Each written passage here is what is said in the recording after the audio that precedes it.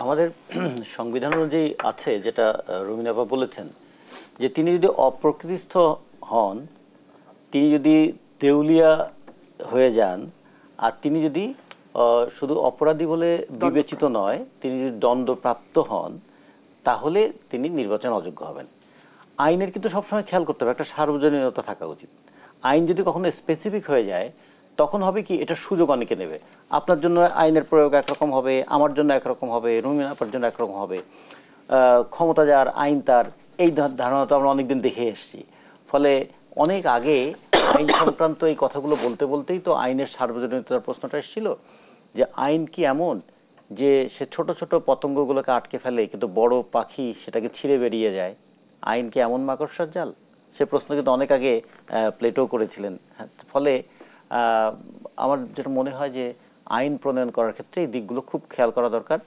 একটা অভ্যুত্থান হয়েছে, অভ্যুত্থানের একটা আকাঙ্ক্ষা ছিল, অভ্যুত্থানের মধ্যে দিয়ে একটা মানুষের ক্রোধ ছিল, এবং অভ্যুত্থানের মধ্যে দিয়ে একটা স্বপ্ন ছিল।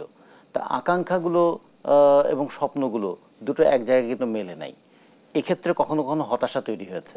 আবার অভ্যুত্থানের পরে যারা আছেন তাদের কিছু দায় এবং দায়িত্ব ছিল, তারা দায়িত্বটা কতটুকু পালন করে, দায় পালন করেছেন কতটুকু, দায়িত্ব পালন করেছেন কতটুকু, এগুলো কিন্তু একটু বিবেচনা হতে হবে গত এক বছরে।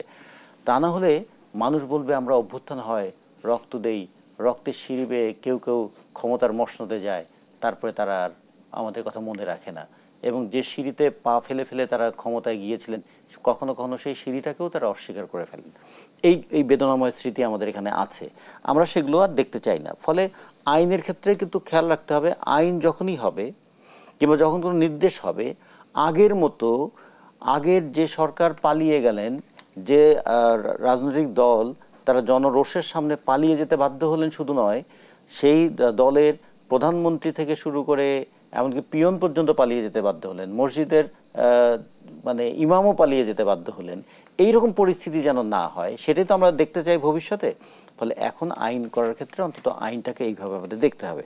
আর একটা বিষয় খেয়াল করতে হবে যে যতক্ষণ পর্যন্ত অভিযোগ প্রমাণিত না হচ্ছে, ততক্ষণ পর্যন্ত এই পিরিয়ডটাকে কি বলি আমরা?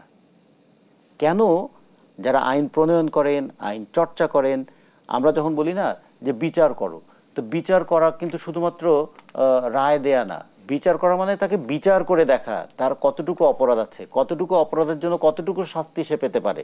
এই যে বিচার করা, জাজমেন্ট আর ভার্ডিক্ট দুটো কিন্তু আলাদা শব্দ।